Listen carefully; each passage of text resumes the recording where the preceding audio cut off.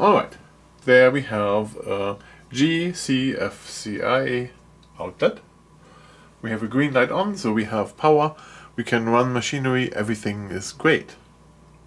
We would think, wow, everything is great, but it's not. Let's do a tester here. And the tester here has only one light. So one light here is missing. And if we look at this, it is an open ground situation here. An open ground. Now, if a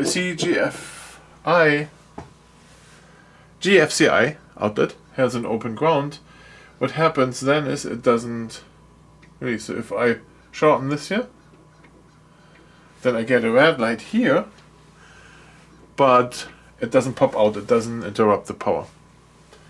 Okay, that only works if it's connected correctly. So we have an open ground wire. Now, if we make sure that the ground wire is connected correctly,